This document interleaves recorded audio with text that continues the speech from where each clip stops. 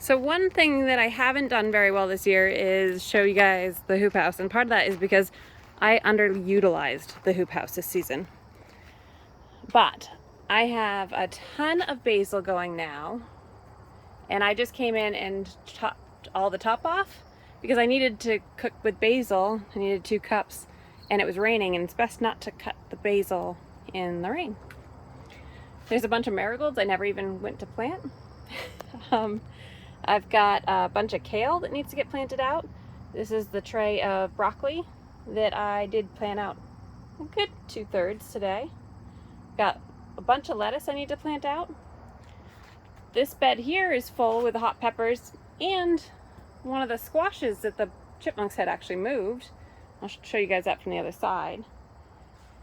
The green stalk got really neglected because the chipmunks actually moved in, and so there's a family of chipmunks living in there, so I need to take that fully apart and replant it with some of the lettuce and broccoli and kale so that we can have some there and try to move the chipmunks out of there. The tomatoes that we put in here are doing really well, so you can see they're actually rooted way over there. I walk back this way. You can see the Valentine grape tomato has won the carnival challenge, the race, not unexpectedly, and has quite a bit of fruit set on here. We've got the Mountain Magics here. These are the 2-ounces. And the Big Beef. And then the back one here is a Rutgers. The Rutgers looks a little sick, so I might actually start trimming that down a lot more. We want to try to keep these tomatoes going as long as possible. I also have 2 volunteers, and these look like they are a Cherokee Carbon Big Beef cross from last year, would be my guess. And this one actually pulled one of the larger tomatoes. It was a 1 pound, 5 ounces, which is pretty crazy.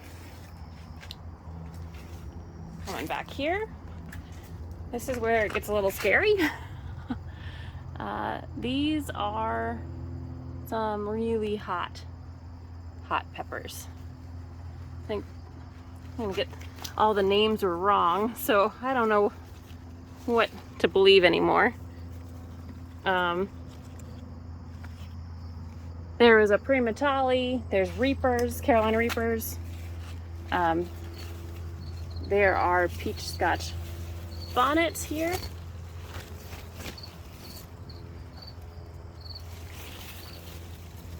There's habaneros. These are like Isabel Island or something like that.